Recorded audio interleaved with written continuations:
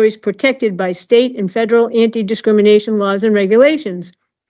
Reasonable accommodations for people with disabilities are available upon request. For more information, contact Justina Mazak, and her information is on the county website. And you can also call 508-375-6646, or again, visit the county website. Members of the public may also attend remotely through Microsoft Teams, and there is a link on the county website to click for that. Meeting ID is 230-414-626-578, passcode 6, uppercase MK9, lowercase WH27. Or call, audio only, 781-469-0191. Conference ID 843-814-303#. A moment of silence first, if we could, for all those troops who have died in service to our country and all those now serving in the armed forces.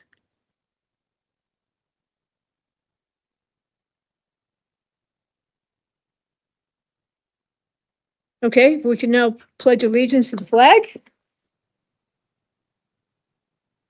I pledge allegiance to the flag of the United States of America, to the republic which stands for the nation under God, indivisible, with liberty, justice for all. Thank you. Now, if the clerk could call the roll call, and we note a quorum. Okay, Madam Speaker, Delegate Frederickson? Do you see him on the call? I don't know. He can mute or unmute, Present. but I'll move on. Oh, you're present. Good. All right. Delegate Frizzell? Here. Delegate Fuller? Here. Delegate Gallagher? Here. Delegate Gessen? Deputy Here. Speaker Gessen? Delegate Green? Here. Delegate Harder? Here. Delegate Killian? Here. Delegate O'Malley? Here. Delegate Omen? Here. Speaker Potash? Here. Delegate Sampson? Here. Delegate Ty? Here. Delegate Warner? Here. Delegate Wyman Colombo? Here. Madam Speaker, you have a quorum with all members in attendance. Thank you. Now we could have approval of the calendar order of business. Second. Okay, roll call. Delegate Frederickson? Delegate Frizzell? Yes. Delegate Fuller? Yes. Delegate Gallagher? Yes. Delegate Gessen? Yes. Delegate Green? Yes. Delegate Harder? Yes. Delegate Killian? Yes. Delegate O'Malley? Yes. Delegate Omen? Yes. Speaker Potash? Yes. Delegate Sampson? Yes. Delegate Ty? Yes. Delegate Warner? Yes. Delegate Wyman Colombo? Yes. Madam Speaker, that's 14 yes, 78.64%. Thank you. And now we have two journals of previous meetings. Deputy Speaker, Madam Speaker, I move that we approve the two journals.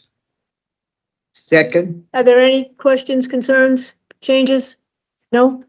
Okay, that was seconded by the delegate from Truro, and we get a vote.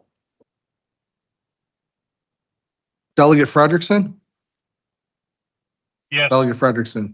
Okay. Yes. Delegate Frizzell? Yes, as to January 2nd. I wasn't here the 8th, so I'll abstain on the 8th. I think we need we've got one motion for both. I think we need either an abstention or Yes. Delegate Fuller? Yes. Delegate Gallagher? Yes. Deputy Speaker Gessen? Yes. Delegate Green? Yes. Delegate Harder? Yes. Delegate Killian? Yes. Delegate O'Malley? Yes. Dean Omen? Yes. Speaker Potash? Yes. Delegate Sampson? Yes. Delegate Ty? Yes. Delegate Warner? Abstain. Delegate Wyman Colombo? Yes. Madam Speaker, that's definitely passes. It's 13, All right, 13, I believe. Very good, thank you. So number 6, communications from the Board of Regional Commissioners, or our administrator. I do see our administrator. Welcome. Thank you for coming. Thank you very much. I don't have a whole lot to report, other than to thank you for your work and getting ready to conduct a charter review. My other job here is, when you get to it, to introduce Vera to do give you a presentation on the capital appropriation and the capital plan. Yep, and you are acknowledged. Deputy Director, no, not Deputy Director, I'll get this right. Assistant Administrator Harik, please go ahead. Welcome. Thank you very much indeed. Let me share my screen.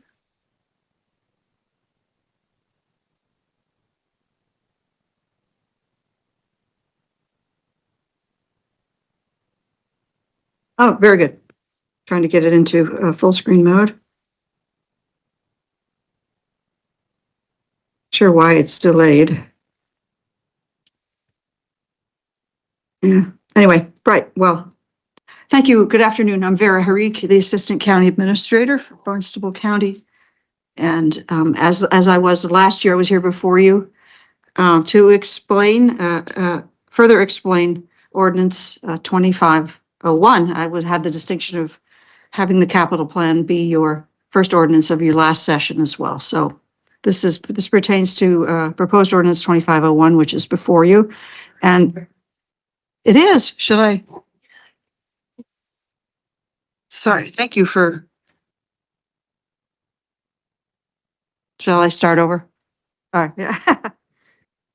So this is the 5-year capital improvement plan. And then as that pertains to the fiscal 26 capital budget. So trying to advance my screen here.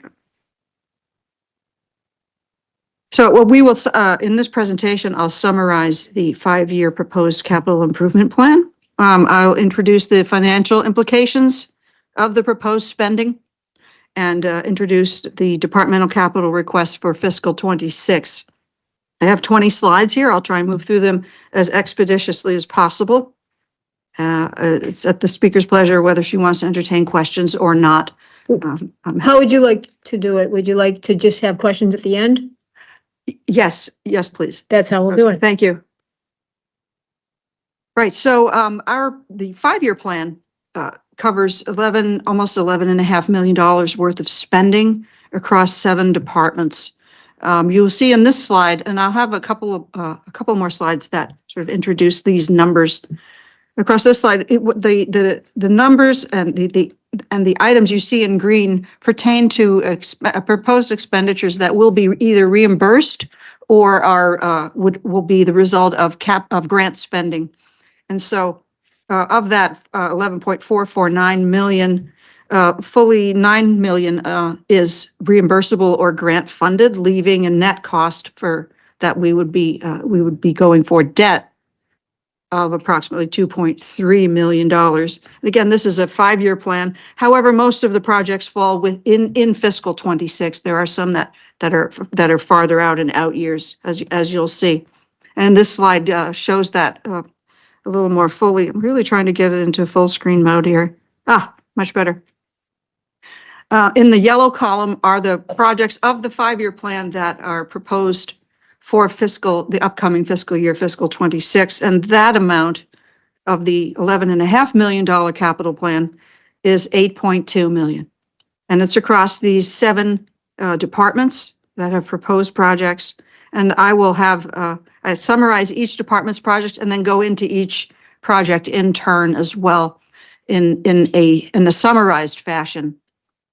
And you will note also that I've distributed a capital budget book along with this presentation, and for each of these slides ties back to a page in the capital budget book if you wanted to see it in hard copy.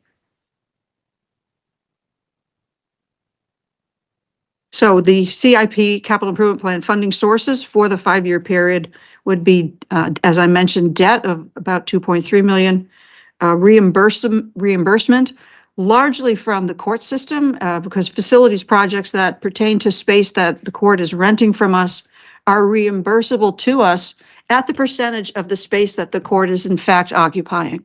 So for the Orleans Second District Courthouse, they occupy 100% of that space. And so expenditures on the Second District Courthouse in Orleans are 100% reimbursable to us from the courts. The Superior Courthouse, we occupy 25% of that space, and the court 75, and so on and so forth. So all told, if a weighted average of the space that the court takes down from us is about 68% of total county space. But some the projects and the reimbursables wax and wane in accordance with where the projects are taking place in those buildings. Reimbursement, 1.7, the vast majority of that is to the facilities department. And then grants, and the majority of this fund, the grant funding anticipated to cover the projects is for a project proposed by the Children's Cove. So of the $11.4 million in capital projects across the 5 years, as I said, fully 10 million of that is taken up with two main expenditure areas: the Children's Cove office renovation and expansion, 7.3 million, and facilities department has 11 projects across the period, totaling about $3.1 million. We do operate within limitations, though, and according to our financial policy that was enacted in 2022, we have set a debt service ceiling of 10% of our annual operating budget, and we are sort of have committed to that. And our colleagues at S&P Rating Organization have endorsed that and appreciate that as well. So here is the gray curve. There is that 10% debt threshold, meaning that our expenditures for debt, we don't want to exceed 10% of our annual operating budget. That's just conservative budgeting. In this chart, it's going a little quickly, and I know that the graph is slightly complex, but there are three components to our sort of debt picture. There is the existing debt that we've already taken down. There is authorized but unissued debt, authorized in past ordinances and so on, but not yet issued. The projects have not come to fruition yet, such that the debt needs to be issued, and that is the largest portion of these bars that you see in the blue.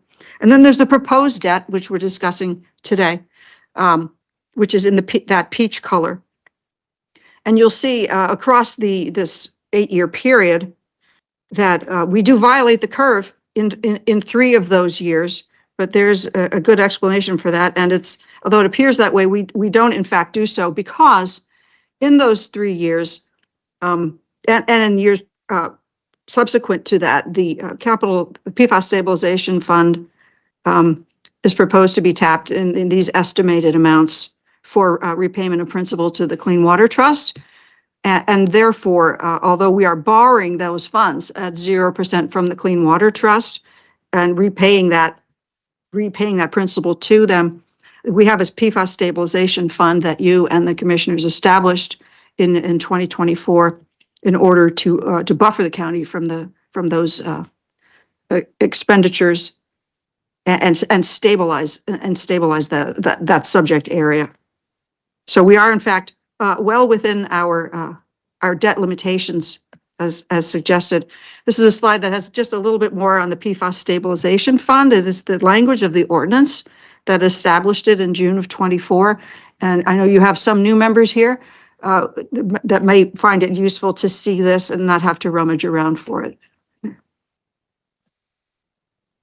So of those 5 years, in fiscal '26, about $8.2 million in spending, divided as follows. Here is a summary of those expenditures. Of the 8.2, about 7.4 expected to be reimbursable or grant funded. And I'll take the departmental requests in turn now. The purchase of an electric vehicle, we have been offered a voucher to do so from the Department of Energy's EEC BG voucher program, and not wanting to dismiss free money, we put in for an electric vehicle purchase, which was approved. It would be a capital expenditure in fiscal '26, be either electric or hybrid vehicle, depending on your point of view on the subject of that technology. That's the administration, ask for the administration department. The Children's Cove, as I mentioned, is the single largest project in the capital plan. And almost $7.3 million. It is underway, using county funds that were appropriated in past years. It has completed the schematic design and those related evaluations of the site and the existing building, and is ready to undertake construction, but for the availability of funding. And so the source of funds are anticipated to be grants, community project funds or CPF funds, which are a federal earmark, and Representative Keating has expressed interest and commitment to the project. And also there is a Friends of Children's Cove, and they are working on a capital campaign for this project. The dredge tells us they need to replace the CAT engine on their booster station. And so who are we to argue, right? So this is a picture of what it would be, and Ken has fully costed it out, and is fairly emphatic that it's necessary in order to maintain operations and therefore the flow of revenue. Finance Department and administration are requesting about $200,000 for an upgrade to the county's office suite. With that, the Commissioner's office staff, Michael, myself, and our colleagues and the Finance Department occupy. And the last renovation of the office suite took place in 1972. And it really looks at, it's going to be accompanied by a space and accessibility evaluation for renovation of the space.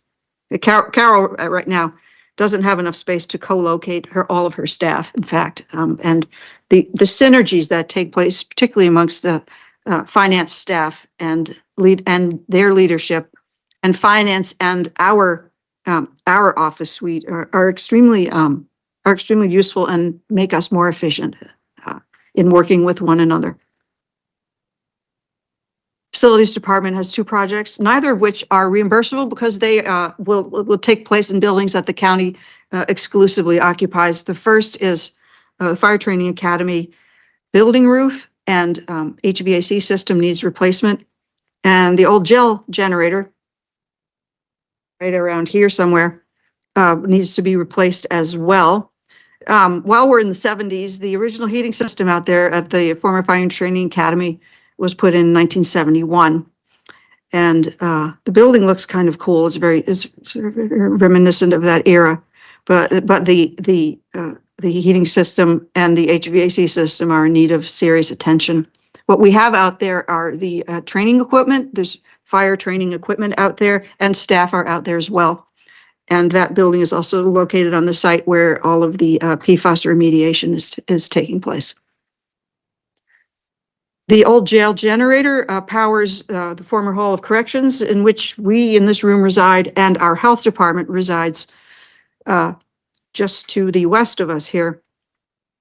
The generator serves not the building and staff, obviously daytime staff, but it's also the Regional Emergency Planning Multi-Agency Coordination Center's backup power, and also the backup power for the nursing division. Nursing division has valuable vaccines that for which it needs to maintain a cold chain. And so the generator is well past its useful life and needs to be replaced as well. In the health department, there are two projects. The lab HVAC planning and design was recommended, and this is in conjunction with the ARPA-funded lab construction and upgrade project that's going on in there, and all of the purchase of the new equipment that's taken place in the lab. While the evaluation was taking place for the construction and for installation of those machines and operation of those machines, the engineers took a look at the HVAC system, which is now more than 10 years old, and recommended some design and upgrades to it as well that are not in the ARPA budget, and so have found its way to our capital plan here. And they also want to buy a total organic carbon analyzer they want to replace their total organic carbon analyzer. And so this is a little bit more on the HVAC plan. And then the organic carbon analyzer is 15 years old, obsolete. They won't even, for the computer that's connected to it will not even be, is not even able to accept the upgraded and updated software that runs more newer machines. And so it will be obsolete. It's obsolete now, but it will be completely needs to be replaced, because if the existing one goes down, they can't fix it. So with that, that's the capital improvement plan and fiscal Good. 26 projects Great. for your consideration. Thank you. Before I get into questions, I just want to see what you think of this. So everybody that was here last year, you may recall that we didn't have any presentations. You were charged with going to listen to what happened at the board, and then we had finance committee meetings. And so you never heard from all the departments. But this year, we are going to have, this is our first presentation, and we are going to have all the departments come in. And I think you'll really enjoy that. However, we would like to have questions at the committee meetings instead of at the assembly, because it's too much. So what I'm asking you is, if you have something that you just can't wait right now, ask it. But I should have said this before the presentation. It would be preferable to wait, hold your questions, and Chair Omen at the Finance Committee meeting, he will entertain questions from anybody from the assembly that comes. And I think anybody that's been here, you know that. Plus, you could funnel any questions through the clerk and to me, and your questions will all get answered. You have my word. But if we could do that at the committee meetings, it would be prudent, and it would be better for staff. Yes, Delegate Green. Thank you, Speaker Potash. So I think this is the first we're hearing about this. I'm just trying to digest it and understand it. So in other words, the committees that pertain to the other committees, so in other words, the health department and whatnot, the questions would then go to the health committee. That's correct, because when you think about it, otherwise, what happened last year is you got no presentations. So we get. No, I appreciate that. I think Yeah. that would be very Yeah. beneficial for the committees Yeah. to Yeah. have You'll the get to department exercise the back muscle. in and have the questions answered Yeah. there if that's And the so, way you'd like to do it, but to have the presentations, I think is very helpful. Thank right, you. right. I thought you'd like that. So, with that, if anyone still wants to ask a question, again, I said you could before, so I'm not gonna back off. But if you want to ask one, go ahead. I won't bite you. And if not, if you could just wait, I believe the committee meeting for this will be on January 27th, if that's convenient for the finance committee. That's to be determined, but it should be in the month of January. And then you can ask all your burning questions then. And with that, I thank you. Yeah, thank you. All right. Thanks, everybody. So, let's see, communications from public officials. Are there any? Number 7. No? Okay. Cape Cod Commission 2024 Year in Review, Christy Senatori, Executive Director. I see her and I appreciate her presence, and we look forward to this.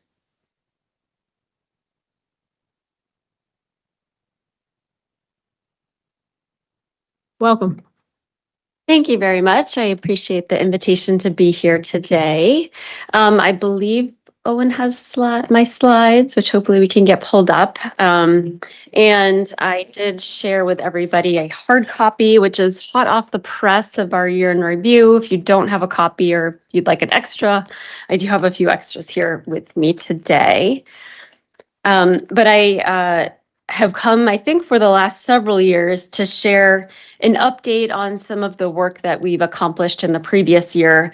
I won't go into detail on every single initiative or every single project that we worked on. Certainly, I will try to keep this to 10 to 15 minutes. I think I could probably be here for several hours if we went through all of this work, but certainly I wanted to just provide some highlights, potentially answer questions if you would like to ask any. So 2024 was an incredibly busy year for us, and we did accomplish a lot of what we set out to accomplish. And certainly, if you want to just go to the next slide here.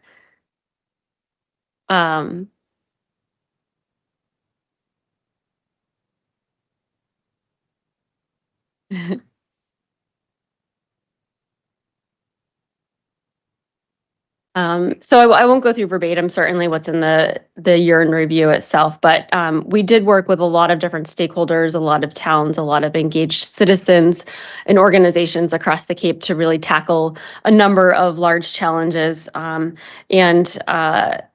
The first of which I wanted to talk about is on the next slide, really looking at our coastal water quality and our freshwater quality. So much of the work that we completed last year was really looking at our biggest challenges that face Cape Cod, and certainly water quality has been a priority of the commissions for quite some time now. And one of the areas of focus of ours has been around freshwater quality and marine water quality. And as you know, we provide administrative and technical support to the Cape and Islands Water Protection Fund, and the Management Board just last year voted to provide subsidies totaling nearly $65 million to to 13 projects in 8 Cape Cod towns. Those appeared on the intended use plan for 2024. Since the Cape and Islands Water Protection Fund was established in 2018, the Management Board has committed more than $204 million in subsidies to those plans. So the largest IUP was seen last year. Certainly those there's some technical challenges here. Certainly the focus area around the Commission's water quality program has been providing those subsidies through the Cape and Islands Water Protection Fund. We've also established an opportunity for us to make sure that those funds will be available to our communities for the long term. We understand our communities have come to rely on the funding that the subsidies are providing to those incredibly large projects that we're seeing in the billions of dollars on the intended use plan. So pivoting from marine water quality, we're also working very diligently on our freshwater initiative. So as you know, we committed a significant amount of time and investment into looking at the 890 freshwater lakes and ponds that we have here in our region. Also very much appreciate the support of Barnstable County through the Assembly of Delegates and the Commissioners to make sure that this opportunity was funded by the county. And so we've been working diligently with a number of stakeholders, with our municipalities to develop the freshwater initiative. So this has a number of elements. Certainly the strategies database has been developed, and we've been working collaboratively with stakeholders to make sure that there's a plan in place now to address degradation and to ensure that we have meaningful freshwater quality improvements as we move forward. We also, if we move to the next slide, have a new data portal that's available that incorporates significant amount of data into this portal that's now accessible and user-friendly and very an opportunity for a user to go in and understand what the water quality impacts are that we have here in the region. We've also completed our second year of monitoring, and so certainly looking at marine water quality monitoring is critical, but freshwater monitoring is also important.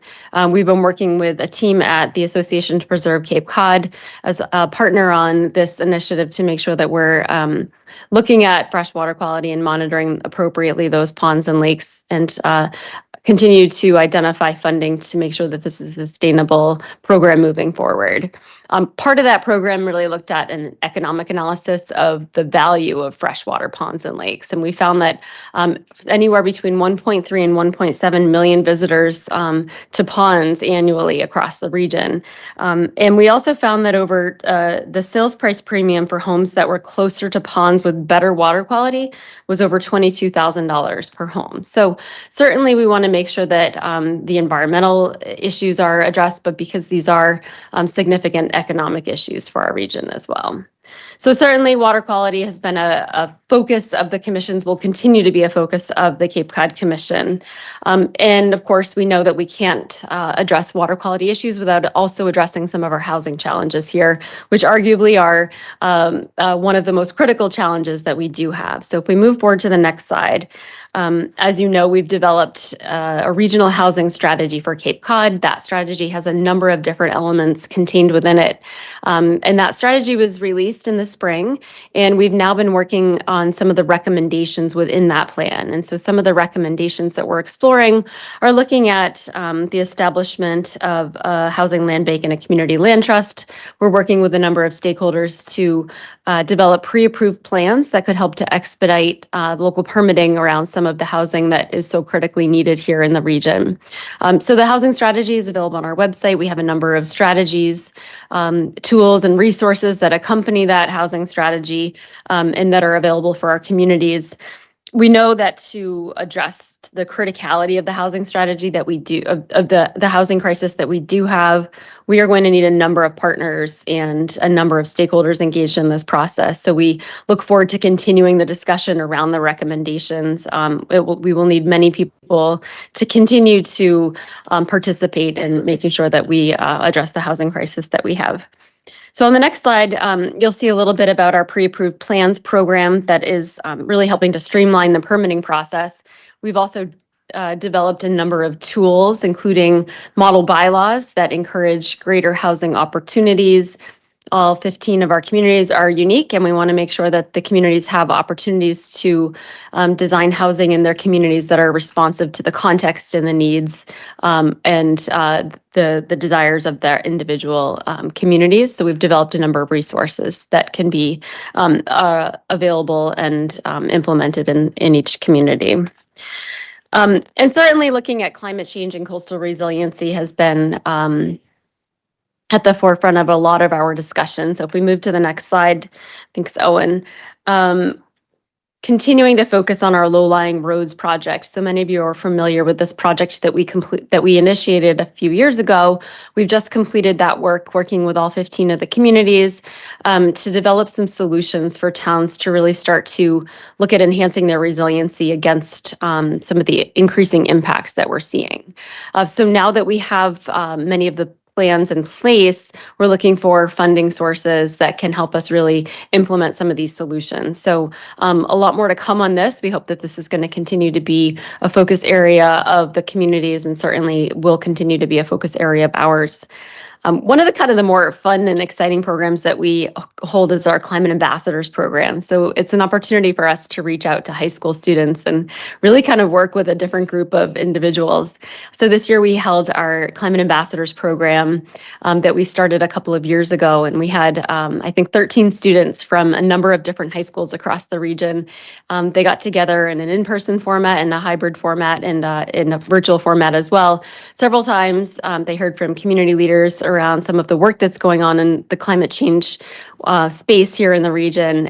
They also had a final project at the end of the 8-session program. And so it was really interesting to hear some of the ideas, and we look forward to continuing to work with young students across the Cape so that they really are ambassadors of finding some of the solutions to climate change and helping to spread the word and certainly make sure to advocate for some of those tools that are so critical.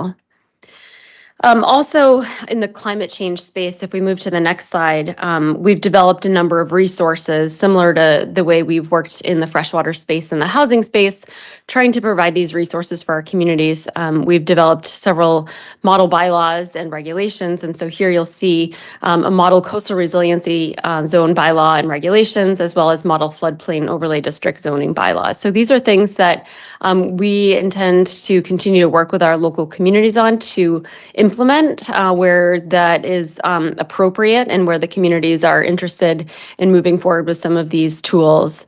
We're also supporting regional climate action in a number of spaces, and certainly through the great work of the Cape Cod Climate Change Collaborative, working to support some of those ongoing efforts.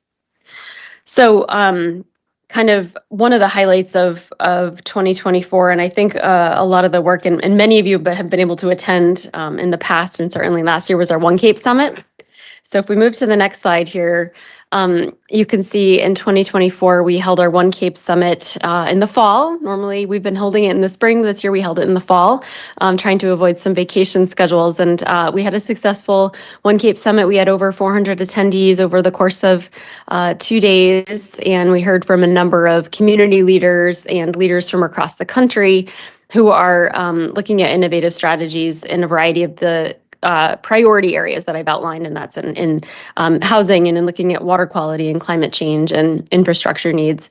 And you'll see here Secretary Howe, Julian Sear, Senator Sear, certainly, and a number of participants, including our Lieutenant Governor. We also had the opportunity to award some One Cape Awards for outstanding contributions to the community, which was a fantastic opportunity for us. A lot of the focus was really on finding some of those innovative housing solutions. So we brought in speakers from a variety of areas across the country to see what's worked in other places and how can we really look to take some of those solutions and tailor them here in the region. And so moving on to the next slide, you can see we also had speakers focusing on how to make us a more resilient region, really strengthening our local economy, and of course, making sure that we're addressing some more innovative work that we're doing at the Commission and those infrastructure challenges and infrastructure needs that we do have, whether that's looking at broadband or looking at transportation or a variety of other infrastructure needs. So look out for more information on the 2025 One Cape Summit. We'll be beginning planning for that probably very, very soon. So I'm sure I'll be back here with more information on that.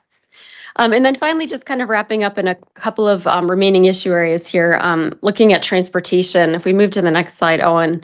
A lot of our transportation work is really on reducing the number of fatalities that we're seeing on the roadways. So our Vision Zero plan really prioritizes safety for all. And this also really is focused on involve those crashes that are involving bicyclists and pedestrians and other non-motorists in addition to vehicular traffic. So we are going to continue working with the communities to implement this Vision Zero action plan. And we look forward to additional funding that may be available to assist our communities. And then, of course, if we move to the next page, some of our priority focus has been on making sure that the Canal Bridges program is successful.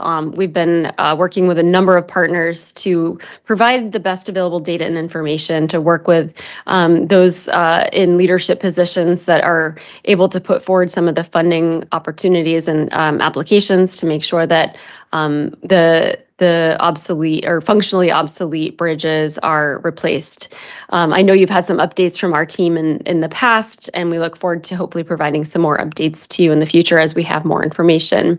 And then lastly, in the digital equity planning space, we've been working with a number of communities to look at access to broadband, certainly through our needs assessment, as well as looking at the digital equity space.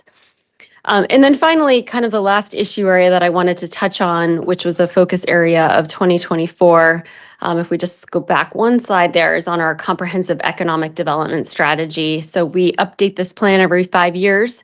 And so this year we had a new plan. That's our CEDS, which contains a number of key actions within that plan. So we'll be working with a number of organizations, the towns, as well as the Barnstable County Economic Development Council to implement some of those recommendations in that strategy. Many of those recommendations and key actions actually overlap with other planning documents, so our transportation plan, our housing strategy, our water quality plans, which makes sense because much of these things are overlapping, and certainly recognizing those unique connections between our environment and our economy on the Cape. And we did host an economic summit. I know some of you were able to attend that as well last spring. That gave us an opportunity to kick off the stakeholder process for the update of the comprehensive economic development strategy. We had a number of leaders and speakers attending and helping us with that summit, and really making sure that we had the best available information to inform the Cape Cod economic development strategy. So certainly if we move to the next one, a lot of the work that I didn't mention is in our regulatory program, which has been a cornerstone of the work of the Cape Cod Commission. So I certainly want to recognize our Cape Cod Commission members, our 19-member board, for certainly their hard work in making sure that those decisions are made in a manner that's in the best interest of Cape Cod and Cape Codders. And so they spend a significant amount of time in subcommittees and public meetings making those important decisions. And then finally, of course, while this isn't a comprehensive update, I wanted to just provide some of the highlights of our work. And this is done by our incredible staff. We have a very outstanding staff that's talented, and I wouldn't be in the position that I'm in without the 40 individuals that work on all of these projects and make these happen. So I can't thank them enough and give them enough credit for all of the work that they do. So I just wanted to also let you know that I will be visiting your boards of selectmen in your towns over the course of the next several weeks or so to provide similar updates, answer some questions, share our year in review, and any questions that you have or information that you want me to make sure that I share, please certainly let me know that. I know this isn't necessarily a budget presentation, but I did mention that, our staffing is certainly a large component of our work that we do, and that does account for about 82% of our budget. We have a small budget increase this year. Many of the priorities that I've mentioned throughout the course of 2024 will continue into 2025, but that also includes an update to our regional policy plan. So we're underway with that update currently. We have a subcommittee of the Cape Cod Commission following that process, and we're working now with a number of focus groups to identify areas within the goals and objectives, as well as the planning components of the regional policy plan, where it might be time to update some of that language. So we'd update that plan about every 5 years. So I'm sure we'll be back with more information on that and happy to update you on that process as we continue. So with that, I will pause and thank you, Owen, for navigating those technical challenges there at the beginning. But I'm happy to take questions now, and always, of course, feel free to reach out at any point. Thank you very much. Are there questions? Delegate Harder from Harwich, please go ahead. Sorry, I thought Todd was first. Two things. One that I should know, and I apologize, I haven't looked at this. Have you updated the regional housing strategy with information that came through with the new bill that they finally passed? So yes, we have updated a lot of our data and information in the data portal. So our data site that kind of encapsulates a lot of that information. We also, I understand, just received the most updated American Community Survey information. So we're updating all of that. Now I believe we have the most recent 2024 data. So. If I may, Madam Speaker, one more quick question. Not a question, but this year, when you update the regional policy plan, since I messed this up big time when I first got here, don't forget to put in that you want to make signature count higher. Okay. Delegate O'Malley from Provincetown. Sorry, I didn't see you before. Thank you. That's fine. There's a lot here to digest, and we'll look at it further, but I'm tripping over something where I just don't have the knowledge. This is on page 3 of the Water Protection Fund. Can you explain to me about the principal forgiveness model, that a subsidy model, 25% subsidy over the load? I don't exactly understand what's happening there. What is that economic shift? Sure. So what we were finding is that the fund was very challenged in terms of the amount of dollars that we had available to provide subsidies. Many of our towns have come to really rely on that 25% subsidy, and that's been able to help us move forward a lot of projects. We're seeing that increase in the number of projects. As I mentioned, the $65 billion in those eight towns that are on the intended use plan. So providing a subsidy model that shifts from the principal forgiveness model to a model that provides that subsidy over the term of the loan. So really just more spreading out the amount of time. So it was able to provide additional funding to allow those projects to move forward. So the 25% subsidy is still there. It's simply spread out over the life of the project. Right, exactly. We wanted to make sure that 25% was still Okay. reliable. The management board will continue to update the modeling as we move forward and as revenues come in and as projects evolve. But certainly we wanted to make sure that that subsidy amount was maintained. But thank you. Delegate Green from Wellfleet, please. Thank you, Madam Speaker, and thank you, Executive Director Senatori, for an excellent overview of the enormous amount of activity that you've accomplished this past year in a number of different areas. It's remarkable. And so I always think it's so remarkable that you remember all these details as well, and you know them with such intimacy. I'm glad that you mentioned the RPP, the Regional Policy Plan, and I'm hoping that you will update the Assembly as you move along through that. I have a couple of items, though there's one thing that kind of puzzled me, and maybe you can help us understand this. So as you know, the Bureau of Ocean Energy Management had a 5-year process where they were planning for wind turbines in the Gulf of Maine. And as it turned out, the entire planning process was the Assembly of Delegates was never informed that they were task force members, invited to meetings, advised this bureau or BOEM about this. However, their website, I was surprised to see, had 2 documents on it with comments from the Cape Cod Commission in 2022 and 2023. And that's the first time I realized that. So I went and I searched on the Commission's website under BOEM and Bureau of Ocean Energy Management. I saw nothing. I know there's a myriad of different projects that you've been involved with. I mean, you knew in 2022, we didn't know until I went to a task force meeting and found out that I was a task force member in the spring of 2024. So how do we stay on top of what you're doing and what you're involved with?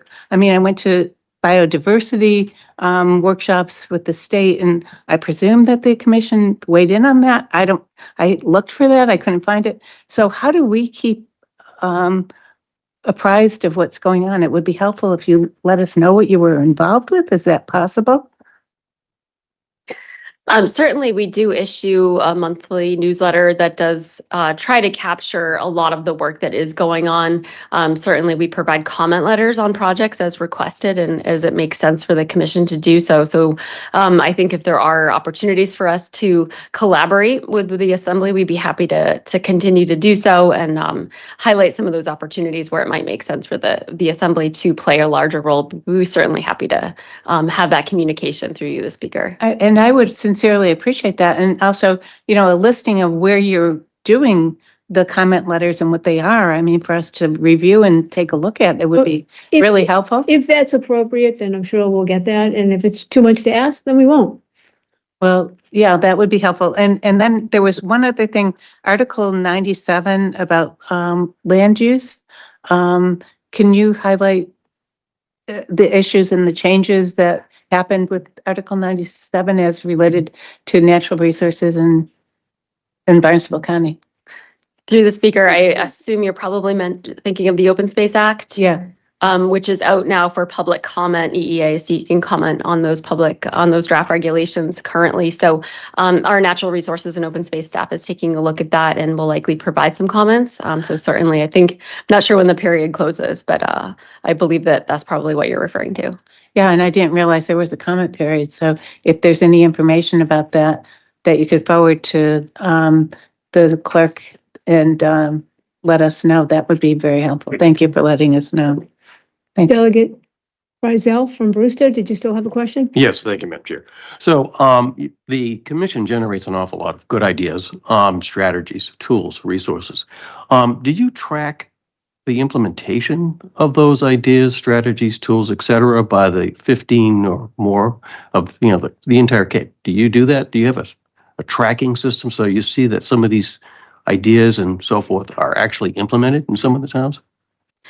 So that's a great question. And because we do have 15 very unique towns and 15 towns that are in different positions in terms of what they're interested in or have the capacity to implement. Many of our projects you'll see in our freshwater initiative and our housing strategy, we've created profiles for each of the 15 towns so that there's kind of an update on the status of where each community is with certain initiatives. And so that's an opportunity for us to provide updates on potential zoning changes or potential freshwater strategies that have been implemented within each of the communities. So we intend to continue to refine and update those as new information becomes available.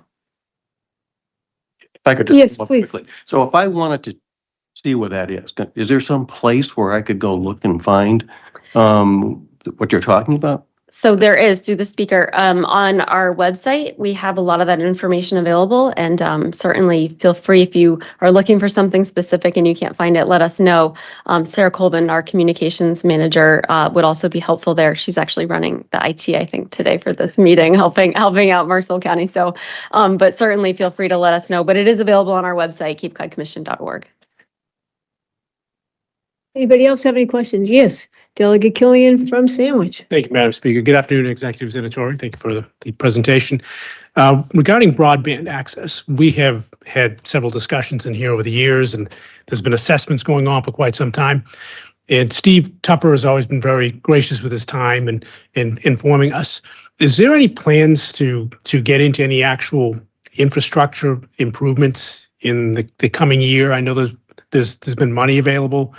I know that we've spoken to a number of ISPs who are interested in accessing that grant funding and implementing some updates. Is anything coming soon? Another great question. Thank you, Delegate Killian. I think that what we were able to finalize with our broadband needs assessment was where some of the communities are in terms of broadband access and what some of the recommendations are moving forward.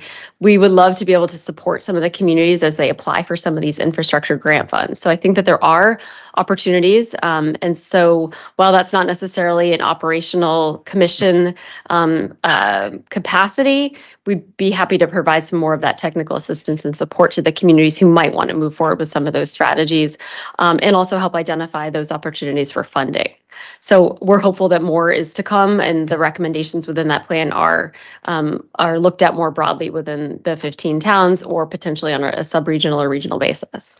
So we're still in the planning phases, it sounds like? So the broadband needs assessment has been completed. So we'd really like to make sure that some of this now gets some momentum and can be implemented. Is there anything this body can provide to help facilitate that?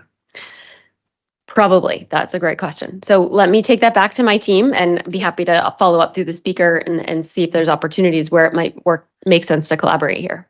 Thank you. Yeah, thank you for that. Yes, Delegate Wyman Colombo from Ashby. Thank you. Thank you very much for the presentation. And I really want to thank you for the research you've made available for the 980 freshwater ponds. That ongoing research really helps towns make decisions, and the same with the research on the estuaries. And to have that available in an interactive database is just, it's so powerful. I also want to thank your staff. I know they're available to come to select board meetings and to Conservation Commission meetings. And one of your staff members, I don't remember who, because I'm not a member of CONCOM, but came and did a really powerful presentation and was able to field a lot of questions that I think, as the Conservation Commission in Mashpee is writing new regulations, was extremely helpful. And lastly, I just want to say, I don't think any of us can overstate the importance of the Cape Cod and Islands Water Protection Management. That fund has just made it possible for us to do the work we're doing, and to have the Cape Cod Commission working on that to ensure that we have that 25% subsidy. I think it's going to enable us to clean water. So I just want to thank you for all the work you're doing and an excellent presentation. Anybody else before I just have a couple of things to say. So I wanted to also thank you for David Nolan came to Chatham and did a parking study and said, you have plenty of parking, you're just not using it. So that was good. Yeah. Not using the spaces. Yeah, so that was great. And also I look forward to speaking with you as we plan to see how the Assembly can collaborate with the Cape Cod Commission. As you can see, we have a very lively group here. We essentially have Martha Stewart in the local flower and garden club here. We do. And yeah, so all that, if anyone else has any questions, please go ahead. Otherwise, we will say thank you for coming. Thank you very much. Yeah. All right. We haven't had enough fun yet. Now we're going to get to know each other with 7B. Now, what this is one of the delegates brought up that, there's some new delegates, and last time, not necessarily, there weren't that many opportunities for people to talk. And if you want to just pretty much say a couple of sentences about yourself and what you're interested in with the assembly. I wrote education, training, background, experience. It's a legal term that I'm used to when you want to talk about yourself, but it can be in any fashion. Just something that you're interested in, a little bit about your background. And then the delegate that asked for this is probably going to be taking some notes, and maybe he or she will call you. I wouldn't be surprised, but it's a great thing. And why don't we start with Elizabeth Harder from Harwich? Yeah, because I'll say anything. I'm Elizabeth Harder. I'm the delegate from Harwich. I really do sometimes have impulse control problems, but when I speak, but it's only because I'm passionate about what we do here. I am incredibly passionate right now about housing, because people keep saying, we don't want the Cape to change. We don't want to do too much new housing because we want to keep the Cape the same. But the Cape won't be the same if we don't have affordable housing, because nobody will be working here. I mean, heck, none of us would be able to do this, because right now, unless your parents own a house or you've been here forever, there's nowhere to live. So it's critical to have the Cape working, keeping our, the Cape Cod Commission staff who are brilliant and young. We need them. And so that's my passion right now, is housing. And I'm also in love with the dredge. So. Well, thank you very much for all you do. Wayne Samuelson, Sampson, I'm sorry. I don't have it in front of me, so I apologize. From Bourne, welcome to the Assembly of Delegates. We hit the jackpot with you. Please tell us a little bit about yourself so everybody knows how great you are. So I've spent the last 50 years in various aspects of public safety, police, fire, in my hometown of Shrewsbury, and actually throughout the Commonwealth, through consulting with all municipalities. Our company's actually worked in over 200 Massachusetts municipalities. But at the same time, I've been very involved in my home communities. I've been on youth and family counseling boards, local finance boards, banking boards.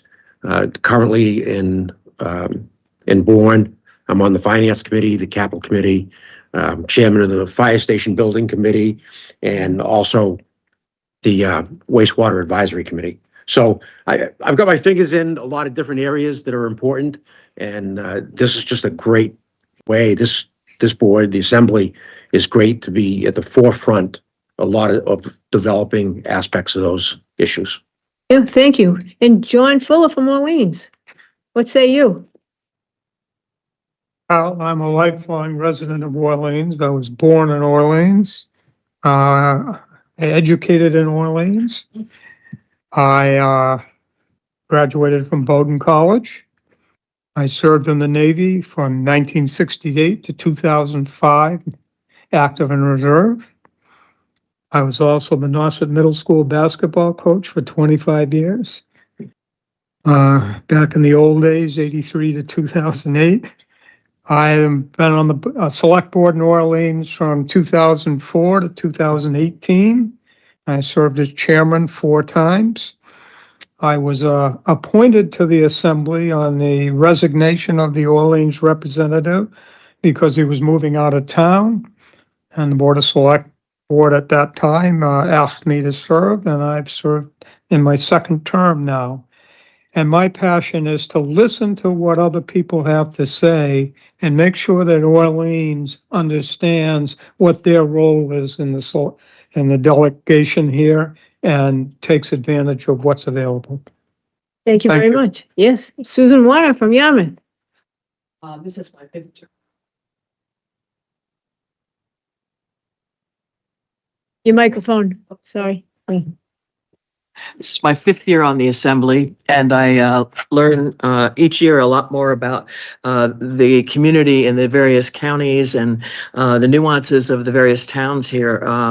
I was first exposed to Cape Cod at a young age when my family decided to take a a small cabin cruiser and come up the canal. And when the Truro was still a very undeveloped area, we would meet our neighbors who had a house there, and we'd dock our boat and we'd spend several weeks here. And I fell in love with the Cape at that time. And over the course of my life, I've been able to come up many times under a variety of different circumstances, whether I was camping or renting something. And I'm grateful to be involved in the movement of the region at this point, because I think there's a lot of issues that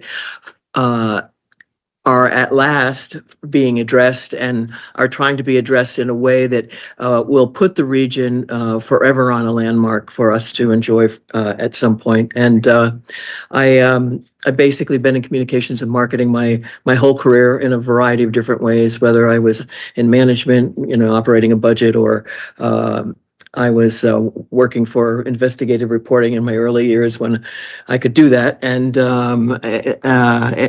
so I find that the things that I did participate in over my lifetime and my experience has brought me a lot of good background to be able to sit here with colleagues from a variety of different areas and both offer something and learn something. So I thank you for that.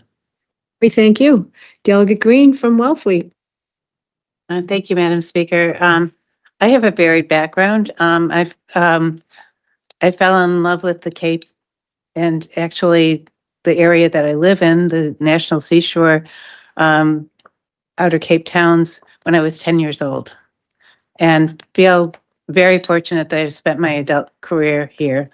And the reason is because the Cape Cod National Seashore has been preserved and protected for future generations as per the foundation documents. I have a varied background in education, the visual arts, environmental sciences, and various work related background as well in those areas, as well as healthcare. And I was fortunate enough to be asked to apply for the position. I was appointed by my select board. Similarly, when somebody in my town vacated the position because I left midterm, and I feel very privileged. I was a citizen advocate coming to the assembly before the assembly for years before that. And I'm the Wellfleet member of the Cape Cod National Seashore Advisory Commission, a position I've admired and respected those that have come before me. And also I am vice chair of my Energy and Climate Action Committee. Thank you. And thank you. James Killian from Sandwich. My background, I'm an engineer. I own and operate an electrical design and contracting firm. Also partners in a few companies related to energy control and EV charging stations. I also hold a patent in micro and macro energy control. And I'm also been a long-term member of my zoning board in Sandwich. And I've been on the Cape for a little over 30 years. And I got involved in this. Again, someone asked me to take this position. And I really have looked at how we operate as an efficient government. We have 4 layers of government. Everyone here living here has a federal, state, county, and town. And I just want to make sure that all of them are working efficiently. So that has been always my goal in this board, is to make sure that we're spending money appropriately and not getting larger than we need to be. Most recently, I've gotten more interested in our broadband issues that we have on the Cape. And I think that we have an opportunity to actually make a difference in how we function economically and how people can operate on the Cape. So I'm very interested in pursuing that further and hopefully making some improvements in that regard. And we look forward to that. Thank you. I'm going to go last, Deputy Speaker. So now we're going to go down to Mr. Frizzell from Brewster, and then we'll come all the way up and end with the leadership. Thank you, Madam Speaker. I'll keep it to the 1 or 2 sentences that everyone else has up to now. Following in that path, I grew up near the Cape, so I was grew up in the greater New Bedford area. So I've been coming to Cape Cod since I was a little kid in the 1950s, when the roads weren't even paved on Cape Cod. So I've sort of been attached to Cape Cod my entire life.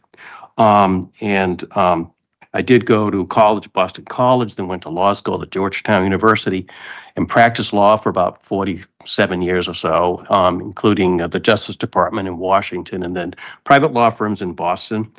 And I lived in Winchester when I practiced in Boston. And so I got involved in town government there, served on the Board of Selectmen, or Select Board now, as it's called, and chaired the board. Also the Finance Committee, and chaired the Finance Committee of Winchester, and also was a town meeting representative. They have a representative town meeting there, so everyone's elected to serve in town meeting. I did that for about 25 years. And then in Brewster, once I became a full-time resident of Brewster in 2018, I became a member of the audit committee, now chair the audit committee of the town. I've served on the CCAMPS, which you probably all have heard about, the CCAMPS acquisition. I'm the vice chair of the CCAMPS advisory committee for the town of Brewster. So I think that is sort of a municipal government background. But I thought once Mary approached me, Mary Chafee, my predecessor, about potentially taking on this position, I thought it was interesting because I hadn't served in county government. And the Cape is a unique environment, and the 15 towns having so many regional problems, I thought it would be an opportunity to make a contribution perhaps to solving so many other problems everyone here knows about, and housing is one among many, but certainly a key problem. So if there's some way in which I can help through the assembly, I'd like to do that. Thank you. Before we go to Michaela Wyman Colombo from Mashpee, I'm going to recognize Frank Frederickson. I know you don't have your hand up, sir, but Constable, what did I say? Hey. No, I said before we go to the Mashpee delegate. Yes. Please go ahead, sir. Okay. I am Frank Frederickson. I came down to work for the summer in Yarmouth in 1977 on the police department, and I never went home to where I grew up in Randolph. I worked in Yarmouth from 1977 till 2022. Been involved in a lot of different things. I left as chief in 2022 on when I turned last October 31st. Halloween was my last day of work. On November 1st, I started my new job with the Fraternal Order of Police in Massachusetts as the Director of Government Affairs. Very fancy title. I'm involved in NAMI on Cape Cod. Just got voted to the board of directors for the Quell Foundation, which does amazing work nationwide. More specifically, involved in the First Responder Resilience Project. I have a lot of passions. My grandson is one. Pickleball is number two. And I have some others, but we won't go into all of those. As far as what we're doing here, I'm listening, learning, making some observations. I know we're talking about the popular things that are buzzwords right now, but I think there are other issues that maybe we got to keep our eye on. And I'll bring those up in the future as I understand our function and how we can help influence making Cape Cod a better place. And my most important thing that I've learned to do is to build relationships. And that will be relationships with all of you, also with the commissioners, members of our community, and beyond. So hopefully you will see that and we can do that. And I think we can get better and better as we move along. Thank you. Thank you very much. Michaela Wyman Colombo from Mashpee, please go ahead. Thank you, Madam Speaker. Like most of you, I've enjoyed being on the Cape for a long time. I'm thrilled to be here full time. I was swimming in Nantucket Sound without a wetsuit yesterday morning, and this is the 4th year. I swim at least a couple times a week. It's delightful. I'm a select board member in Mashpee. There I serve on 2 active intermunicipal agreement groups to address water quality in Waquoit and Popponesset Bay. I also serve on the CPA. I'm the representative from Mashpee to the Cape Cod and Islands Water Protection Management Fund. And this year, equity is really important to me. I took a lead role in securing a $450 community development block grant from Mashpee for housing rehab. I really appreciate serving on this body and learning from everybody here. I've tried to put together a couple skill sets that I think align with my work here and my goals. I hold a research doctorate, so I have a lot of experience using a variety of data sources to contribute to existing knowledge and also to make informed decisions. With that, I've presented nationally and internationally. I've published many articles, chapters, and 2 books. And these publications, what I think brings to this organization is what I did was synthesize complex and sometimes pretty tedious research to make it, to put it into plain language and to make it accessible and immediately usable by, in my case, school leaders and school teachers. So I'm hoping that that skill will be useful to the Assembly as a whole and also during charter review. As a select board member, I am very involved in reviewing Mashpee's line item budget. I've also worked as a district-wide supervisor where I had to prepare, defend, and manage a budget. And finally, throughout my career, I've secured and I've managed millions of dollars of competitive external funding, both federally and from the state. And I think it's really important to, as an assembly, to be looking at not just our capital budget and our operating budget, but also the numerous grants that are coming in to Barnstable County and learning more about what's going on with those grants and how the money is being spent and what's being accomplished. And I'm hoping I bring that to the assembly. And time to swim tomorrow. You do. Thank you so much. Sally Ty from Truro. Ah. I know. Sally Ty from Truro. I've been on the Cape over 52 years. I had the pleasure of coming here from New York and landing in Provincetown and fell in love with the Cape. At that time, I had 2 children, 4 and 7. And when you get that confirmation from your children that you've done good, we're in a good place, fine as kind, as we say in Provincetown. Background, I was in school education, 26 years, special education. I served on Outer Cape Health Board, president of the Board of Independence, my love for people. I'm an actress, an activist. I'm supporting in regard to social things. What else? I'm right now, I'm on the Human Service Committee of Province of Truro and also the infamous Dexter Teaser Fund. I want you all to check that one out. People, learning. That's my whole big thing. That's what it's been all my life.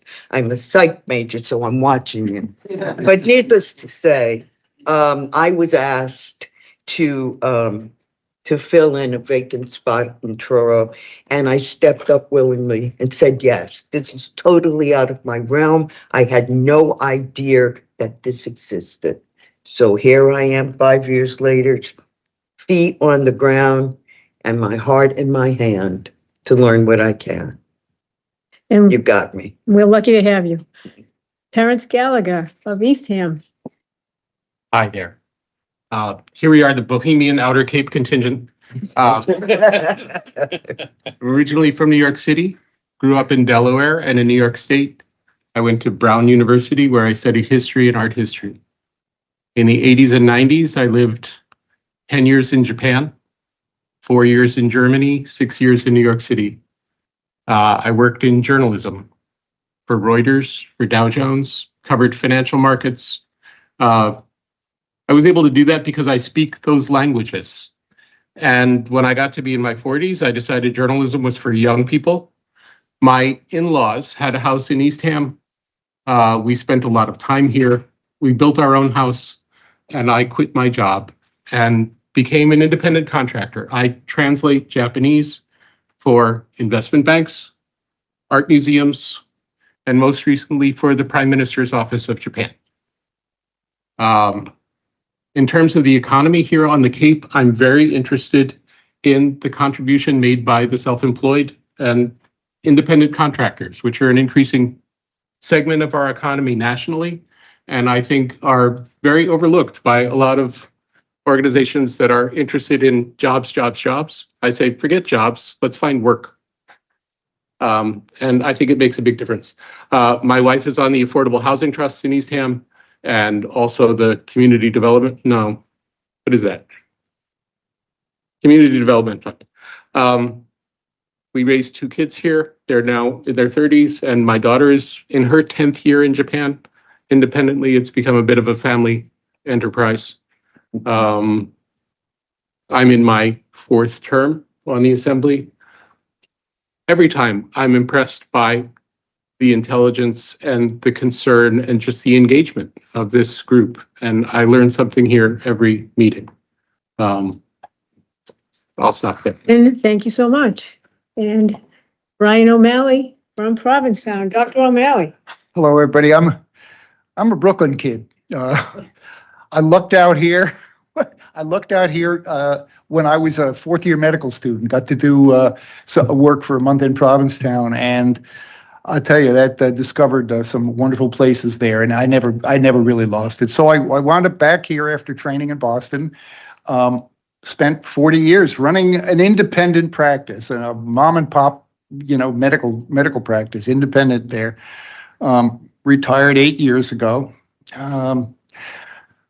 I since that time have focused. Well, I'm now in my 6th term, so I started this work before I was finished working, and I think what really brought me here was my concern for the natural environment that we all love so much.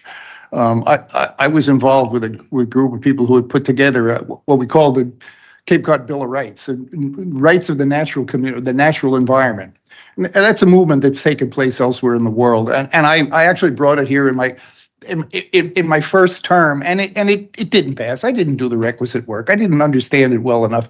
I've come to understand and see this county government as, in general, a remarkable functioning organization that accomplishes so much. I mean, I think in terms of what really affects us day to day on the Cape is so much a product of this county government. And I can contrast it to some of the craziness that I see in town, and certainly the non-transparency that we have in the state government. It frustrates me.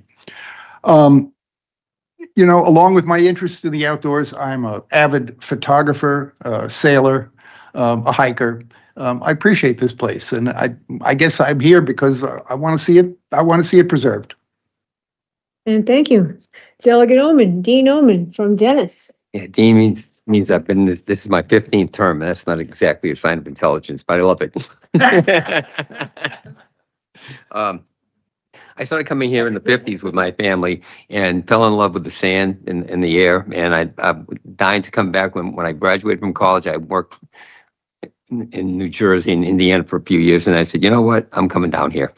And I made my stand here in 1977. So I've been here for 47 years, mostly in the food service business.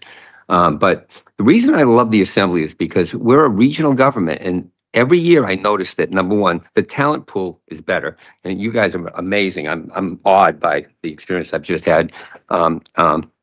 I think every year that goes by, this Assembly will be much more important. The regionalization is so important. As money gets tighter for the towns, we're there. We should be there to be able to combine assets and help the towns and help the taxpayers of Barnstable County. That's my goal. And regionalization, jobs. We're talking about housing, but jobs and housing go hand in hand. You can't have a workforce without housing. So we're well positioned to help with that. And what Delegate Wyman Colombo said about the power of county government, I've noticed that we probably are underserving our constituents because the federal government treats counties in a very different way than we perceive ourselves, because we're a small county. But we got $41 million from the feds. And so that every town on Cape Cod combined got $40 million. The counties are well thought of nationally, and we're only limiting ourselves by not reaching out for that even more. So this term, my goal is to partner up with the federal government and do more things for the citizens of Cape Cod. Deputy Speaker. Daniel Gessen. Thank you, Madam Speaker. I'll keep it short.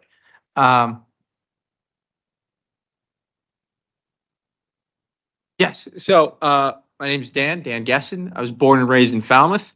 Lucky that my parents decided to move down there before having me. They're both immigrants to the United States from the Soviet Union. Graduated from Falmouth High School in 2018. Went on to UMass Amherst, where I studied political science and public policy. Getting my graduate degree there, wrapping it up this month, hopefully, in business analytics. And while I was at UMass, I also did ROTC, commissioned as an Army infantry officer, and spent the last year deployed overseas at the helm of a platoon with the U.S. Army. So happy to be back, and also happy to be entrusted by this body to be your deputy speaker and get to work and get some things done this year. The reason I ran for the assembly, the reason I keep showing up to these meetings and I'm super passionate about it, is because I see how the economic pressures that affect the Cape Cod have been changing, how national changes in affordability, a housing crisis, climate change affect Cape Cod, and especially the young and working people of Cape Cod, more than almost anywhere else in the country, and how it's going to take work at the town level, at the county level, at the state level, at the federal level, and all those levels of government working together through public policy to try to fight back, push back, and guarantee a future for working people on Cape Cod. So I look forward to finding solutions and working to guarantee that future with everyone here. And I appreciate everyone showing up and putting in the work. Thank you. So I'm from Medford, Mass, and I used to come to the Cape, different towns every year with my family. You know, we didn't have a lot of money, so, you know, we would just do the very simple things like go on the go-karts, and it was fun. And so I went to UMass Amherst. Then I moved to West Peabody with my husband, Paul, who's from there, raised our children there. And then Paul had the fortunate opportunity to retire very young because his company got bought out by another very large company, and he was a partner, Spalding and Sly, Jones, Lang and LaSalle. And we talked about what to do. And I said, well, whatever we do, I don't want the kids are not going to come visit in West Peabody in the driveway. So we tried to find a place to come where the kids would come visit. And Chatham works. It does. I never would have guessed in a million years I would live in the town of Chatham. I would have laughed my head off if you ever said that when I was growing up. But in any event, I became very involved in the town of Chatham. When I moved there, I was on the Bikeway Committee, Human Services Committee. I'm now the chair of the Zoning Board. And the way I came to the assembly is one day I was in court. I'm a criminal defense lawyer, and I was in the basement of the courthouse, and I ran into Janice O'Connell, former clerk, and she was the chair of Human Services, which I was a member of. And I said, oh, what are you doing here? And she said, oh, my office is here. And then I saw the room where the assembly used to gather, and the names were all on the chairs. And I said, oh, and the towns. And I said, this looks like the UN of Cape Cod. And she explained to me what it was and said, incidentally, Ron Bergstrom isn't going to be running next year. Maybe that's something you'd like. And the rest is history. And I do. And I feel that, you know, what I'd like to see more of here is to be used as a forum for discussions about regional important issues, you know, issues of regional importance, so to speak. So that is my goal for this year. And also to do whatever your goals are to try to carry them out. I told the commissioners this morning that I thought it was a little bit unfortunate that a lot of the assembly wasn't functioning over the past, you know, decade or so when it comes to committees. And, you know, I basically liken it to a muscle that's not used, it atrophies. And I said, we're back. And I think we are. So with all that, thank you very much for your contributions and for tolerating us doing this tonight. I hope you gained from it. I know I did. Do we have any communications from members of the public? Seeing none, and the assembly will now convene. Next, we have consideration of the proposed ordinances, resolutions, etc. A, proposed resolution 2501 to establish a charter review committee under County Home Rule Charter, Section 9-4. I'm going to recognize the the delegate from Provincetown. Thank you, Madam Speaker. So during the last year, we passed a resolution to set up a charter review committee. And consequent on that, there's been quite a lot of discussion about how that committee should be composed. And the last time we did a charter review in this body, it was the entire body. And I was in favor of that because I saw that the role of every one of us is to bring different perspectives to that process. And it was judged ultimately that was an unwieldy scale, and it has been subsequently cut back. And in the resolution that we passed, which I think was ordinance 4 of 2024, set that body up as 7 or 8 members. What I'm introducing here is, in essence, an amendment or a resolution that supplements that. Do you want to make that into a motion? I'll make that into a motion. So I would move. I'll read this because I think it's important that we insert this section into it. The Standing Committee on Government Regulations shall submit to the full assembly for approval, with or without amendment, a list of key topics or concerns for the Charter Review Committee to consider in its review of the charter and ordinances of the county.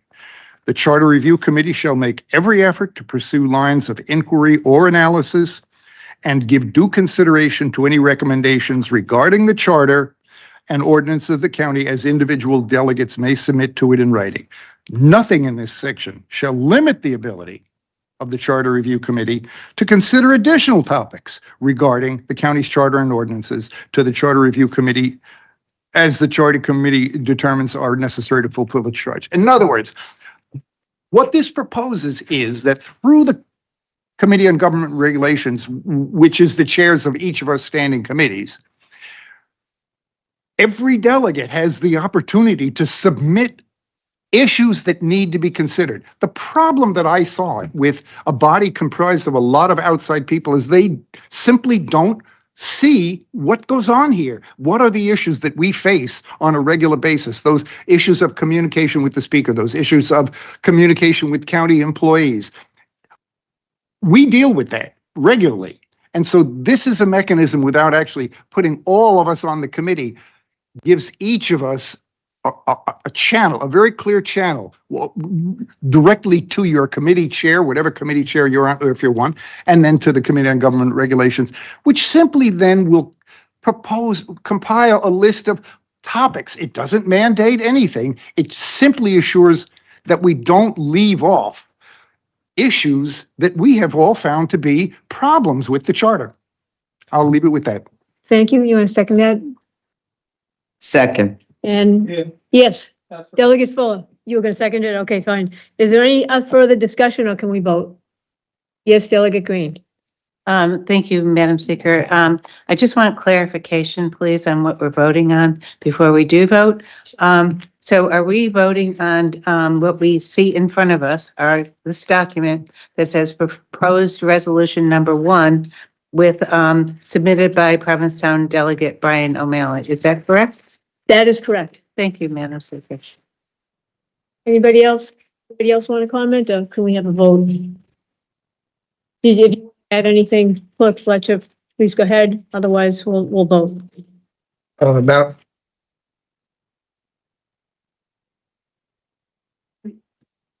Madam Speaker, if you could clarify the question, because we've got multiple, I made sure everybody had in front of them the original resolution from last year, the original resolution that Delegate O'Malley submitted at the last meeting, and the modified resolution that he just moved. So I want to make sure that everybody understands that we're voting on the modified resolution. Yes, we're voting on the modified resolution. just to add the sentences that he read to the original resolution. So we're voting on the last, We're voting, where is it? The one that says modified. the one that says modified is the one we're voting on. We're just making a couple of additions to make it abundantly clear that the members of the Assembly of Delegates and the chairs of all the committees are urged to provide input. May I ask one question, please? So there is one version of this that says that We're voting on anything else but that. may I ask for clarification, of the reason why, the speaker wouldn't want some flexibility as to 7 or 8? We're voting on the resolution before us that we've discussed, and now we're gonna have a vote on that unless there's anybody else. Delegate Frizzell. Thank you, Madam Speaker. As I understand it, there's a proposed amendment to what was resolution number 4 of the 24th session. Okay, that's a new 5. But as I read the rest of the papers here, when we do that, if we vote on that amendment and it passes, then the whole Charter Commission or Review Commission is going to be set up the way that says proposed resolution number 1. So it would incorporate the 4 sections from 4 of 24, add the new 5. And it says in section 3, it'll be 7 or 8 members. That's what it does say. So, right? Right? Right. Okay. So when we pass the amendment, right, then are we going to take a subsequent vote to say as amended, or we're just going to pass the amendment and then it's going to look like what we have here as resolution number 1, all 5 sections? Right? That sounds right to me. Our clerk is the parliamentarian. We have Robert's rules here, and I will let him speak. So I made sure you had all that in front of you for clarity. However, the only thing that's been moved and is on the table is from the document that says modified, that is. I had a lot of fun in Robert's rules this week. Before the chair, or in our case, the speaker, before she, the answer is if you move something, it's yours until the speaker says this has been moved and seconded. And so Delegate O'Malley would like to substitute this for what he gave you in the last meeting, which he is entitled to do until he makes that motion. And so the only thing that's being voted on is that document that says modified. You are correct. At that point, there will be the resolution from last year and the amendment from tonight. I think we can, though not ideal, I think we can keep that all straight. But for the purposes of right now, the only thing being moved and that the Madam Speaker's had me call the roll on is what Delegate O'Malley moved tonight. Could you please call the roll? Oh, yes, well, go ahead, Delegate Hunter. I understand where the confusion is coming from. We're not voting on the one that says modified. Modified. Can is only- we just had an explanation, Delegate Hunter? Yeah, but And- it was wrong. We're voting on proposed resolution number 1 of the 2025 session. We are not. We are voting on exactly So what we're the just clerk said. voting on Yes. the amendment. Correct. Okay. You have anything? The deputy speaker's good. Let him clear it up. I seem irritated. It's because this was from last July. Yeah, If we're voting on this page, correct. right? Thank you. If we're voting on this page, am I correct in assuming that this page will substitute section 1 on this page? No. No. Then what am I modifying? Okay, first of all, I just want to say that we had a resolution and, right? And that was from last July and then it was voted on in August. Okay? We're just adding 2 things to it. That the Assembly is urged to make recommendations and so is I'm trying to remember the name of it. So is the committee with all the chairs on it. Go ahead, Deputy Speaker. Okay, I'm going to try to explain this as simply as possible, and because I think I have a grasp of this. We thought it through before the meeting, and if there's any questions, let's address them then, but let's restart from a fresh start here. There's a 4-section resolution that was passed in July last year. It is not in your packet. There's nothing in your packet that you can do currently to reference that. No, it is not in your packet currently. In the future, we'll make sure it is printed. There is second long resolution similar to that one, and that's the point of confusion here. That was further in your packet, unmodified 2025 session resolution number 1. That was the resolution that Delegate O'Malley originally proposed to replace resolution from July. It is very close and very similar to the one from July, but it is a completely separate resolution that Delegate O'Malley originally proposed to replace the one from July. Having reconsidered before making the motion today, Delegate O'Malley proposed resolution 2025, resolution number 1 modified, which we all have at the front of our packet. And this one, rather than replacing the one from July and being the one further and deeper in your packet, is a resolution that simply adds one section, section 5, to the resolution from July. So today we are voting simply on taking the resolution from July and adding section 5, which is exactly what Delegate O'Malley read out loud here tonight. We're not going to let this happen again, just so you know. Yeah, please, Delegate Frizzell. So then it's 7 members, not 7 or 8. And when I asked 7 or 8, and I said, right, I didn't hear someone correct me. So what you've just said, Deputy Speaker, means we take resolution number 4 and just add section 5. So there is 7, not 7 or 8. There's no flexibility. It's 7. Just to answer that question. Okay. Okay, we're going to leave it at that. Thank you. Anybody else? Thank God. Please call a roll. Delegate Frederickson, are you still available to? Yes. All right, that's a yes on the question. Delegate Frizzell? Yes. Delegate Fuller? Yes. Delegate Gallagher? Yes. Deputy Speaker Gessen? Yes. Delegate Green? Yes. Delegate Harder? Yes. Delegate Killian? Yes. Delegate O'Malley? Yes. Dean Omen? Yes. Speaker Protest? Yes. Delegate Sampson? Yes. Delegate Ty? Yes. Delegate Warner? Yes. Delegate Wyman Colombo? Yes. Madam Speaker, that's unanimous. And thank you, everybody. That, again, that was a resolution that was resolved, voted on back in August, and that's really why there was a little bit of frustration, because it was already said and done. But yes, Delegate Frizzell. Thank you. Thank you, Madam Speaker. Oh, this is separate, but the Deputy Speaker gave us last meeting some explanation of the possible ways in which the charter can be amended, and explained there's a parallel process.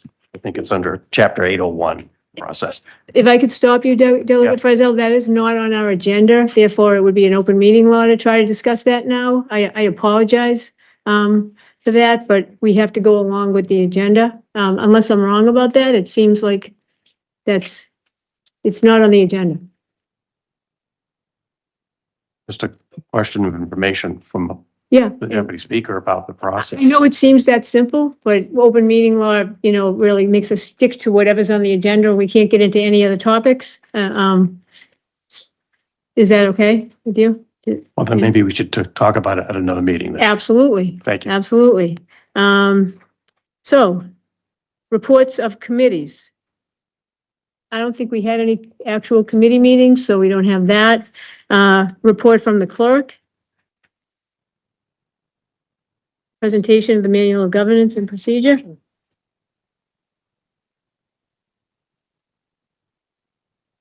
We didn't get a chance to really go through this at the special meeting because the special meeting ran long. I'm going to be brief, but let me try to share my screen.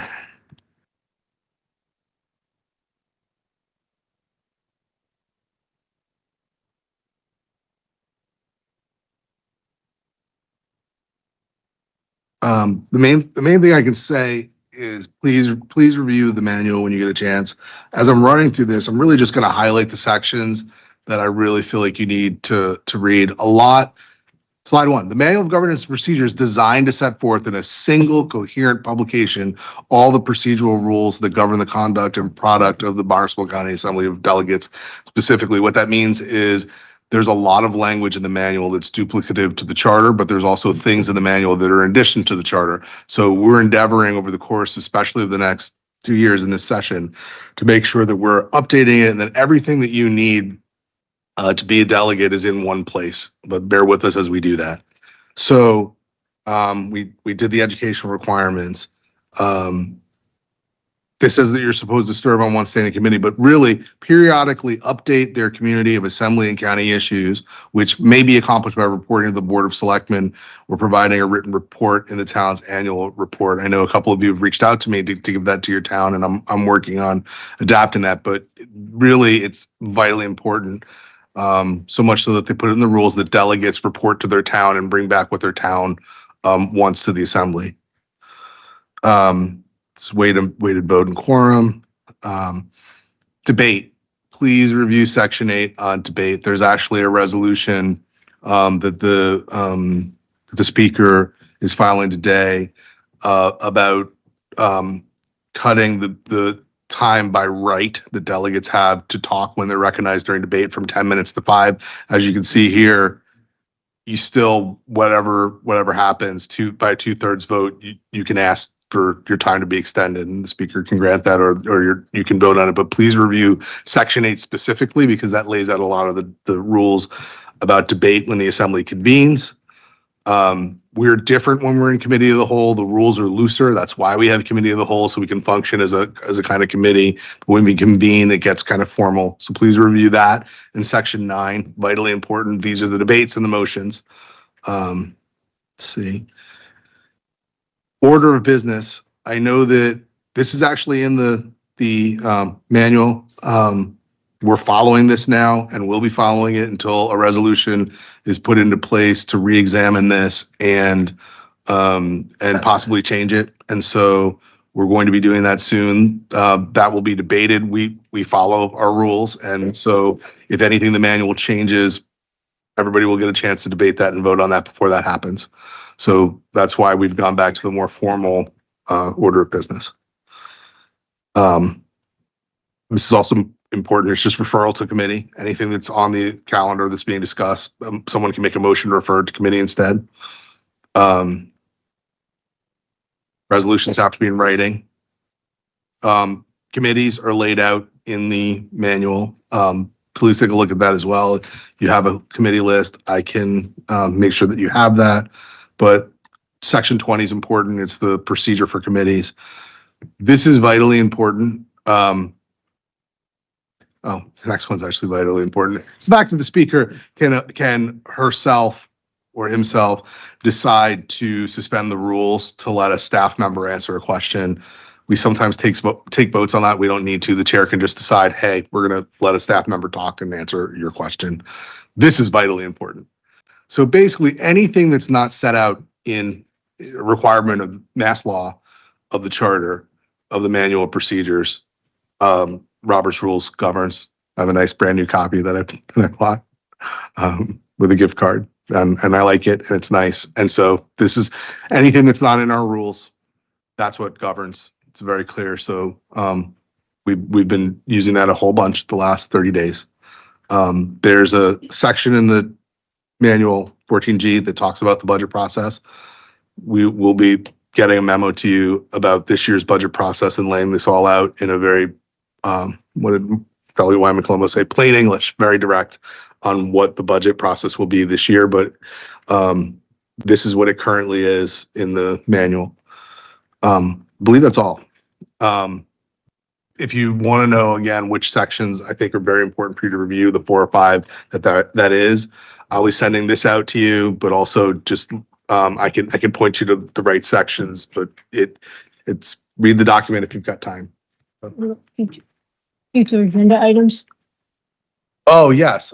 So we used to have, as you can see, or you saw, The manual mandates a calendar order of business that gets set out, and so that included other business. Previous leadership teams decided to take that off for the very reason we talked about tonight, that we have people who watch the county who rightly are very keen on public meeting law and making sure that no one discusses anything that's not on an agenda. And so what had started to happen were that delegates during other business, it's fine to bring something up, but we're discussing things in depth and exposing us to not even just violations, but the potential to have county council answer a complaint from a citizen and deal with that. And so the decision was made to take that item off. It's back on because that's what the manual requires. Some people may be used to select boards and even our own board of commissioners that just say, well, what are the future meeting topics? We're legislative. It's a little bit different. Our current speaker and her leadership team, we've been meeting to go over the calendar. Any request that you make will be considered and scheduled at either the committee of the whole or a committee. And so if you shoot an email to myself or to the speaker in writing, copy me as a courtesy, it'll get scheduled somewhere. So that's where we're trying to handle that. But other business is on there until we look at the calendar of order of business and decide how the entire body wants to change that order and the rules. And, thank you for that. And we heard you, Delegate Frizzell, and we should have a more elaborate discussion on the chart, all the different ways you can change the charter. It's dazzling. And we're happy to do it again. And that's why I gave the job to Dan, because it was a lot. So anyway, we want you to let us know anything that you want discussed, anything you want to see go to committee. So just let us know, and that's how it'll work. With that, we have number 14. Yeah. Oh. So there's two yes. things, just for clarity, and I think I put it in front of all of you, and I will email it to Delegate Frederickson. As I referenced in my report, there's a simple resolution in front of you to change the rule from 10 minutes as of right when you're recognized by the chair during debate to 5. And so we'll deal with that at a future meeting. If the speaker would like. And then also there's an item on there about an assembly council request for proposals. So procurement law is under Chapter 30B. You don't have to go through an entire process to procure an attorney. It's exempt. However, that doesn't mean that you don't have to. And so under Speaker Princey, we've been working for a while with the permission of the administrator, work with county procurement to put out a request for proposals for legal counsel for the assembly, whether in general or for charter specifically. And so that RFP, I think, went live beginning of the week, or it's live now. And so the administrative code permits the assembly to hire its own counsel, and the charter says that the assembly can decide to use special counsel rather than county counsel for charter review. And so when that RFP period closes, the assembly will take up and decide whether it wants to do those things. And yeah, the assembly will decide per the charter whether or not for charter review, we use special counsel or we use county counsel. That is going to be your decision, our decision here, whether to use special, somebody that we come up with through the RFP process, or KP Law. That's county counsel. So that's what the charter provides, and that's what we're going to do. So you're going to get to decide that. Yes, Delegate Wyman-Palumbo. Thank you, Madam Speaker. A quick question. When was the RFP issued and how long is the period? When does? Oof, I should know that off of the top of my head. I know it's live. So the RFP, I think it was January 3rd. we were shooting for the 3rd. I think it may have been the Monday afterwards. It's live now, and I believe it closes on the 5th. Thank you. believe. You still get prizes. February, I'm sorry. Yeah. Yes, Delegate Freiser. Can we see a copy of that, the RFP? Absolutely, I can get that for you, or if you wanted to, I think it's on the county website as well, like through procurement, but I will get that for you by tomorrow. Yeah. And if you have any recommendations, our procurement officer will welcome them. Thank you. Okay, so now it says other business, but we just discussed how we're not gonna really do that. Now, the reason why Elizabeth Harder is gonna give a report on the county dredge advisory meeting is because for the past maybe 3-4 years, she's been attending all the dredge advisory meetings. I think there's 4 a year. I also had been going to those as the chair of the Public Services Committee. And so we have our finger on the pulse of the dredge. So please go ahead, Delegate Harder. Thank you, Madam Speaker. Might I also note, I noticed Delegate Ty on the meeting as well, the last meeting. So the way the committee works is towns go first. So most towns reported that their projects are in process, about to be started, or already completed. However, there are some towns that are stuck in the permitting process. Fortunately, the outside consultants from both Full Sail Consulting and Anchor QEA, who did the fee structure study, are now completing their contract, which was paid for by ARPA, by doing the same kind of deep dive study into the permitting process. So, because that's the number one reason dredge work doesn't get done. So they are meeting with all different kinds of shareholders to get opinions on what's wrong and possible solutions. There was also a presentation by the Environmental Tracing Company, which could be very helpful to the dredge program. They can utilize their work to significantly increase the amount of sand that the dredge would be able to put on beaches to prepare against coastal erosion. And this company does work in 15 countries and all across the US.